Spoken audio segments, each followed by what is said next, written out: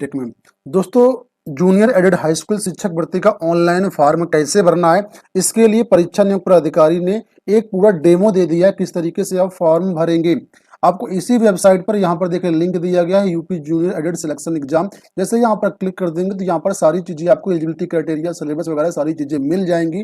ठीक है, फिलहाल मैं आपको इस वीडियो में बता रहा हूँ जो परीक्षा नियोजन प्राधिकारी ने डेमो जारी किया उसके अनुसार कि कैसे आप फॉर्म भरेंगे। और जैसे इसके लिए ऑनलाइन आवेदन स्टार्ट होते हैं, एक फ्रेश फॉर्म भर करके हम आपको दिखा देंगे ताकि सारी चीजें हमको क्लियरली पता चल जाए। ये वीडियो सिर्फ आपकी जानकारी के लिए है कि कितने स्टेप में फॉर्म भरेगा, क्या क्या डॉक्यूमेंट्स लगेंगे, ये सारी चीजें, ताकि आपका पहले से माइंड मेकअप हो जाए और परीक्षा फॉर्म भरते समय कोई गलतियां ना करें आप। यहाँ पर दोस्तों, जब आप फॉर्म भरेंगे तो इसमें कोई भी संशोधन आप नहीं कर पाएंगे, इसलिए फॉर्म को बहुत अच्छी तरीके से सावधानी से आपको भरना पड़ेगा, तभी आप यहाँ पर जो है कोई बाद में आपको दिक्कत नहीं होगी। जरा से भी आपने गलती कर दी तो फिर समझिएगा 69,000 शिक्षक भर्ती में कितने सारे अभ्यर्थी बाहर हुए हैं। ये जो डेमो जारी किया यहाँ पर आप लोग दे सकते हैं। यहाँ दोस्तों जो फॉर्म हो भरेगा आपका बेसिकली 7 स्ट्रिप में भरेगा। ठीक है, 7 स्ट्रिप में भरेगा। कैसे कैसे फॉर्म भरेगा तो यहाँ पर देखिए इन्होंने बताया है कि पहले स्टेप में कैंडिडेट का रजिस्ट्रेशन होगा। ठीक है, बेसिक जो डिटेल्स है वो आपको भरना पड़ेगा। दूसरे स्टेप में आपका जो रजिस्ट्रेशन है और वो वेरीफाई करना होगा और अपनी क्वालिफिकेशन और एग्जाम की डिटेल्स आपको भरनी होगी। तीसरे स्टेप में आपको अपना पासवर्ड चेंज करना है, ये ऑटोमेटिक पासवर्ड देंगे, उसको आपको चेंज करना पड़ेगा। चौथे स्टेप में यहाँ पर आपको अंडरटेकिंग डाउनलोड करना पड़ेगा। यहाँ से एक वो निकलेगा, फॉर्म निकलेगा, उसको डाउनलोड करना है। उसमें जो शपथ पत्र जैसा रहेगा उसमें आपको अपने हाथ से पेन से भरना है, अपने हाथ से भरना, दूसरे से नहीं भरवाना है। ठीक है, और आपको चौथे स्टेप में ही फीस पेमेंट करनी पड़ेगी। पांचवा जो स्टेप होगा उसमें आप अपना करेस्पॉन्डेंस एड्रेस देंगे, जहां पर आप वर्तमान समय में रह रहे हैं वहां का आपको एड्रेस देना पड़ेगा, करेस्पॉन्डेंस एड्रेस। ठीक है, जैसे ज्वाइनिंग लेटर वगैरह बाद में आता है तो आपका उसी एड्रेस पर आएगा। पांच और छठवें स्टेप में आपको डॉक्यूमेंट्स अपलोड करने हैं, आपको फोटो अपलोड करना है, आपको सिग्नेचर अपलोड करना है, और जो चौथे स्टेप में आपने अंडरटेकिंग डाउनलोड किया था उसको भी स्कैन करके आपको अपलोड करना पड़ेगा। और सातवें स्टेप में जो है आपका फॉर्म जो है वो कंप्लीट होगा। तो दोस्तों ये 7 स्टेप हैं। सातों स्टेप के लिए यहाँ जिस स्टेप में जाना हो क्लिक क्लिक क्लिक करके यहाँ से आप संबंधित स्टेप में जा सकते हैं। जैसे आप पहले स्टेप पे क्लिक करेंगे तो यहाँ पर आपसे आपके पास इंस्ट्रक्शंस आ जाएंगे। ये इंस्ट्रक्शंस यहाँ पर दिए गए हैं। ठीक है, इन इंस्ट्रक्शंस को आपको पढ़ लेना है। वैसे मैं सारी चीजें आपको बता ही रहा हूँ तो कोई यहाँ पर आपको दिक्कत वाली बात नहीं है। फीस पेमेंट वगैरह भी यहाँ पर दिया रहेगा। जनरल ओबीसी के लिए 700 लगेगा, सहायक अध्यापक के लिए, और SC ST के लिए 500 रुपये है, विकलांग के लिए 300 रुपये है अगर आप सहायक अध्यापक के लिए फॉर्म भर रहे हैं। अगर आप दोनों के लिए फॉर्म भर रहे हैं तो 900, 700, 400 रुपये होगा। यहाँ पर भी सारी चीजें बताई गई हैं तो इसको आप लोग स्किप कर दीजिए। इस तरीके से पेज खुलेगा। यहाँ पर हाथ के आगे देखिए ये चेक बॉक्स बना होगा, इसको आपको क्लिक करना है। पंजीकरण के लिए यहाँ पर क्लिक करें, यहाँ पर आपको क्लिक कर देना है। इसके बाद नेक्स्ट स्टेप में पहुंच जाएंगे। यहाँ पर इस तरीके से आपके पास फॉर्म खुल जाएगा। यहाँ पर आपको कैंडिडेट का नाम, father name, mother name, date of birth, category जो है वो आपको स्पेशल कैटेगरी जो है वो gender male female, email ID, आपको मोबाइल नंबर। सबसे ज्यादा सावधानी की यहाँ जरूरत है, ईमेल आईडी बिल्कुल सही डालना है और आपको जो मोबाइल नंबर है बिल्कुल सही डालना है, जो वर्तमान में दोनों चालू हों। ईमेल आईडी वही डालिएगा जिसका पासवर्ड आपको मालूम है। कई बार क्या होता है ईमेल आईडी डाल देते हैं, उसका पासवर्ड ही नहीं पता होता है तो फिर दिक्कत होती है। तो ईमेल आईडी, मोबाइल नंबर सही डालिएगा। ट्रेनिंग कोर्स पास, कौन सा कोर्स आपने पास किया हुआ है वो कोर्स यहाँ पर आपको भरना होगा। जैसे आपने डीएलएड किया हुआ है, बीएड किया हुआ है, यहाँ पर ड्रॉप डाउन मेनू जैसे यहाँ पर क्लिक कर देंगे आपके सामने यहाँ पर बहुत सारे कोर्स खुल जाएंगे। एलिजिबिलिटी क्राइटेरिया मैंने आपको सारी चीजें बताए थे कि बीएड, डीएलएड या बीएलएड या बीएससी एड, बहुत सारे कोर्स जो होते हैं सारे कोर्स खुल जाएंगे। जो कोर्स आपने किया हुआ उस कोर्स को यहाँ पर टिक कर देना है सिर्फ, और कुछ नहीं करना। अगले स्टेप में बोला यहाँ पर अपने कि UP TET upper primary level का पास किया है या सीटेट पास किया है, क्या पास किया, उसका यहाँ पर ऑप्शन रहेगा। तो जो आपने पास किया है वो आपको यहाँ पर फिल कर देना है। यूपी टेट पास किया जूनियर लेवल का तो वो, सीटेट पास किया तो वो। इसके बाद यहाँ पर आपको एलिजिबिलिटी क्राइटेरिया की जो एलिजिबिलिटी डिटेल्स है वो भरनी है। यहाँ पर जो आपने डीएलएड पास किया हुआ है उसके बारे में भरना, कहाँ से, किस यूनिवर्सिटी से पास किया है, कितना रिजल्ट रहा है, किस सन में पास किया, रोल नंबर क्या रहा है, मार्कशीट का नंबर क्या है यानी अंक प्रमाण पत्र नंबर क्या है, टोटल कितने मार्क्स हैं, आपको मिले कितने हैं, परसेंटेज ऑटोमेटिक ले लेगा। इसके बाद यहाँ पर यूपी टेट की या सीटेट की डिटेल्स आपको भरनी पड़ेंगी। कितने नंबर का पेपर था, जैसे 150 नंबर का होता है उसमें कितने नंबर आपको मिले, ये सारी चीजें यहाँ पर भरनी है। कैप्चा कोड यहाँ पर लिखा रहेगा, इस कैप्चा कोड को यहाँ पर भरना है। इसके बाद नेक्स्ट बटन पे क्लिक कर देंगे। जैसे नेक्स्ट बटन पे क्लिक कर देंगे आपके सामने इस तरीके से पेज ओपन हो जाएगा। यहाँ पर जो डिटेल्स आपने भरी है सारी डिटेल्स आपके सामने आ जाएंगी, इनको चेक कर लेना है। कोई दिक्कत हो तो बैक जाकर के आप सही कर सकते हैं। अगर सब कुछ सही है तो यहाँ चेकबॉक्स लिखा होगा, यहाँ पर टिक करना है और फाइनल सबमिट पे क्लिक कर देना है। इस तरीके से दोस्तों ये पॉपअप खुलेगा। पॉपअप में कहेगा कि आप लोग डिटेल्स देख लीजिए, बाद में कोई संशोधन का मौका नहीं दिया जाएगा। तो यस प्लीज डू में आप लोग यहाँ पर क्लिक कर देंगे, आपका रजिस्ट्रेशन हो जाएगा। ठीक है, तो यहाँ पर देख के इस तरह मैसेज आ जाएगा कि आपका रजिस्ट्रेशन जो है वो सक्सेसफुली हो गया है और आपके मोबाइल नंबर पर, ठीक है, एक ओटीपी आएगा और ईमेल आईडी पर भी एक ओटीपी आएगा। उन दोनों ओटीपी को आपको उठाना है, ठीक है, और यहाँ पर आपको डालना पड़ेगा। देखिए आपको रजिस्ट्रेशन नंबर डालना पड़ेगा, ये मोबाइल नंबर पर ही आपके आ जाएगा रजिस्ट्रेशन नंबर, और ओटीपी आएगा जो आपने ईमेल आईडी पर रिसीव किया है, ओटीपी ईमेल आईडी पर आएगा, उस ओटीपी को डालना है और कैप्चा कोड ये आगे लिखा है इसको यहाँ पर डालना है, ठीक है, और इसके बाद आगे बढ़ना है, लॉगिन पे क्लिक कर देना है। अगर बाई चांस ओटीपी नहीं आता तो यहाँ पर बटन दिया गया रीसेंड और फॉरगेट, तो यहाँ से आप क्लिक करके दोबारा से ओटीपी वगैरह मंगा सकते हैं। इसलिए ईमेल आईडी और मोबाइल नंबर बिल्कुल सही सही डालना है, ठीक है। इसके बाद लॉगिन कर जाएंगे आप, इस पेज पर पहुंच जाएंगे। यहाँ पर आपसे फिर से डिटेल्स मांगे, ये आपने डिटेल्स ऊपर पहले भर ही दिया था। अब यहाँ पर पूछेगा कि जो आपने कैटेगरी रिजर्व कैटेगरी का अगर आपने चुना होगा तो यहाँ पर आपको रिजर्व जो कैटेगरी है उसका आपको सर्टिफिकेट में डेट क्या पड़ी है, जैसे जाति प्रमाण पत्र जो आपने लगाएंगे उसकी डेट जो प्रमाण पत्र में आपकी लिखी हो वो डालनी पड़ेगी। तो इसलिए पहले से बनवा करके रख लीजिएगा, ठीक है, पहले बनवा लीजिएगा तब वही डालिएगा। यहाँ पर डेट जो आपके जाति प्रमाण पत्र में लिखी हो, सब कैटेगरी में अगर आपकी कोई है सर्टिफिकेट सब कैटेगरी कुछ लगा रहे हैं तो वो भी डालना है यहाँ पर।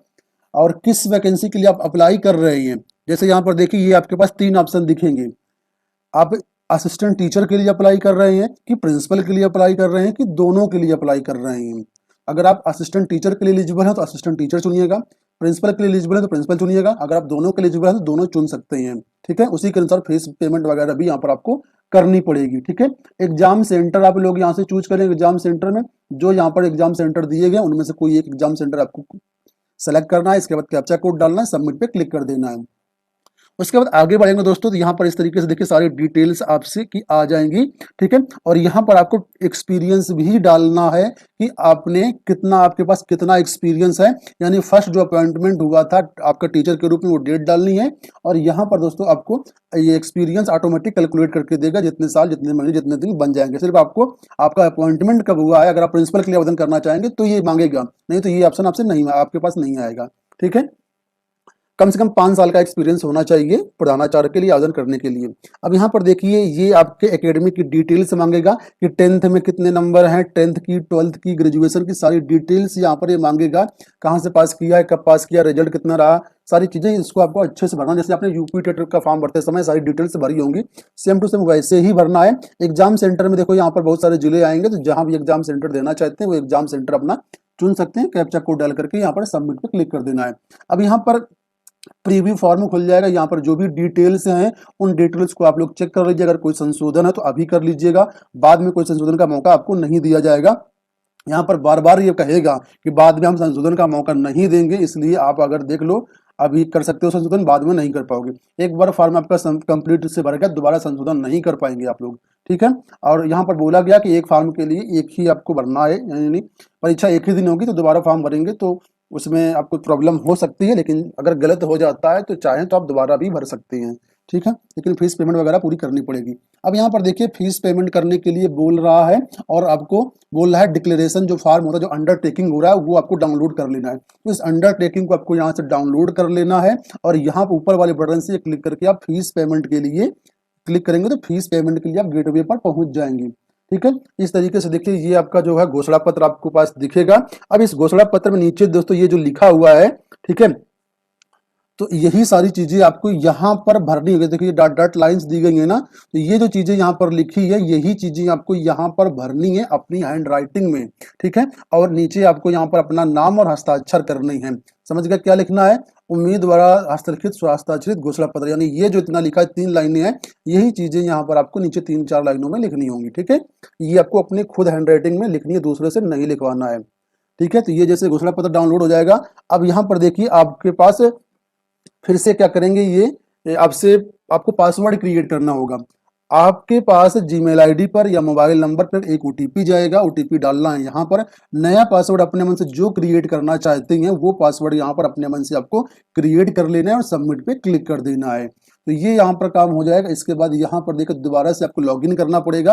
लॉगिन करने में रजिस्ट्रेशन नंबर डालना, ये पहले ही मिल जाएगा। जो नया पासवर्ड आपने क्रिएट किया था वो पासवर्ड यहाँ पर कैप्चा कोड जो हरे बॉक्स में दिया गया है, लॉगिन पे क्लिक कर लेना है। अब जैसे यहाँ पर क्लिक कर देंगे तो यहाँ पर देखिए इस तरीके से लिख करके आ जाएगा कि आपने इस पद के लिए आवेदन किया है, फीस आपकी कितनी है, ये जिला चुना है, सारी डिटेल्स यहाँ पर दी गई रहेंगी। ठीक है, और यहाँ से जो फीस पेमेंट वगैरह किया होगा तो यहाँ पर सारी चीजें आपको दिख जाएंगी। अब यहाँ से आप फीस पेमेंट वगैरह के लिए एसबीआई मॉब्स की मदद से आप लोग फीस पेमेंट कर सकते हैं। फीस पेमेंट करने के लिए कुछ चार्जेस वगैरह भी कटेंगे आपके, तो जितना चार्ज कटेगा वो आपके सामने यहाँ पर लिखा रहेगा। तो देखिए एसबीआई नेट बैंकिंग 11 रुपये 80 पैसा कटेगा, अदर बैंक की नेट बैंकिंग 17 रुपये 17 पैसा कटेगा। अगर एसबीआई डेबिट कार्ड यूज करते हैं तो 0 रुपये कटेगा, मतलब कुछ भी नहीं कटेगा। डेबिट कार्ड में कोई शुल्क नहीं है। अगर बैंक में जाकर के आप लोग चालान के द्वारा जमा करते हैं तो 59 रुपये लगेगा, तो मत जमा करिएगा चालान। आप यूपीआई भीम गूगल पे की मदद से करते हैं तो भी कोई चार्ज नहीं कटेगा, तो यहाँ पर देख लीजिएगा चार्ज, उसके अनुसार फीस पेमेंट कर देंगे तो आपका इस तरीके से फीस पेमेंट हो जाएगा। ये रिसिप्ट आपकी डाउनलोड हो जाएगी, इस रिसिप्ट को आप लोग संभाल करके रखिएगा। ठीक है, अब नीचे आएंगे, देखिए फीस पेड इस तरीके से लिख करके आ जाएगा। अब आपको आगे स्टेप में जाना है और बाकी जो डिटेल्स है वो आपको यहाँ पर भरनी है। तो यहाँ पर देखिए अब आपका रजिस्ट्रेशन पार्ट 2 होगा। यहाँ पर आपको अपने फादर का नाम या गार्जियन का नाम भरना है और जो आपका करस्पॉन्डेंस एड्रेस है जहाँ पर वर्तमान में रहते हैं वो एड्रेस यहाँ पर आपको सारा डिटेल्स भरना है। कैप्चा कोड डाल करके इस तरीके से सबमिट पे क्लिक कर देना है। इसके बाद नेक्स्ट स्टेप में जाएंगे दोस्तों, यहाँ पर देखिए ये फिर से आपके सामने प्रीव्यू दिखाएगा कि एक बार आप लोग चेक कर लो। इसके बाद लगता है सब कुछ सही है तो यहाँ पर आई एग्री के देखिए ये बॉक्स बना, यहाँ पर क्लिक करना है, फाइनल सबमिट पे आपको क्लिक कर देना। फिर से कंफर्मेशन मांगेगा कि आप लोग देख लीजिए, दोबारा संशोधन का मौका हम नहीं देंगे, ये बार बार आपसे कहेगा, तो इसको आपको प्लीज यस प्लीज डू पे क्लिक कर लेना है। ठीक है, अब यहाँ पर देखिए फिर से कह रहा है अब यहाँ पर आप लोग अपने डॉक्यूमेंट्स अपलोड करें। जो आपके पास डॉक्यूमेंट्स है जैसे फोटो हो गया, साइन हो गया, जो डिक्लेरेशन फॉर्म आपने डाउनलोड किया था। ठीक है, तो यहाँ पर आपको नीचे देखिए ऑप्शन मिल जाएगा अंडरटेकिंग डाउनलोड अपलोड करने का। तो अंडरटेकिंग जो डाउनलोड किया था उसको अपने हैंड राइटिंग में लिख लेना और ब्लैक पेन से ही लिखना कोशिश करना आप। ठीक है, उसको फोटो से कैमरा से खींच लेना और यहाँ से अपलोड कर देना उसको। लेकिन ध्यान देना 150 KB से साइज आपका ज़्यादा नहीं होना चाहिए। फोटो अपलोड कर देना, फोटो का साइज 50 KB होना चाहिए अधिकतम। सिग्नेचर भी अपलोड कर देना, सिग्नेचर का साइज 20 KB अधिकतम होना चाहिए। बाई चांस अगर कोई दिक्कत आती है फोटो साइन अपलोड करने में, साइज ज़्यादा होता है, तो आप इस वेबसाइट की मदद ले सकते हैं, कंप्रेस नाउ। ये एक अच्छी वेबसाइट है, मैं अपने जो भी डॉक्यूमेंट्स होते हैं यहीं से कंप्रेस करता हूँ। तो मैं आपको बता देता हूँ पर्सनली, ये वेबसाइट है, यहाँ से आप लोग अपने डॉक्यूमेंट्स को कंप्रेस कर सकते हैं, उनका साइज कम कर सकते हैं। ठीक है, अब यहाँ पर देखिए जब अपलोड कर देंगे इस तरीके से आपकी इमेज आ जाएंगी, ये अपलोड कर दी गई है। कैप्चा कोड डाल करके यहाँ पर आगे आपको सबमिट कर देना। जैसे सबमिट कर देंगे फिर से ये आपको वार्निंग देगा कि आप लोग अपने डिटेल्स चेक कर लो, यस प्लीज डू पे क्लिक कर देना है आपको। आपके डॉक्यूमेंट अपलोड हो जाएंगे सक्सेसफुली और बाद में देखिए यहाँ पर सारा कुछ हो गया है, सारे स्टेप कंप्लीट हो गए हैं। बस आपको अपने फॉर्म का प्रिंट आउट लेना है। जैसे आप फॉर्म का प्रिंट आउट लेंगे आपका काम खत्म, आपका जो एप्लीकेशन है वो कंप्लीट हो गया। ठीक है दोस्तों, मैंने सारा कुछ आपको स्टेप बाय स्टेप समझा दिया। जैसे ये ऑनलाइन आवेदन शुरू होते हैं तो इसका अलग से भी एक वीडियो मिल जाएगा, उसमें पूरा लाइव आपको मैं करके दिखाऊंगा। ठीक है, तो जो डॉक्यूमेंट्स यहाँ पर बताए गए हैं उस तरीके से आपको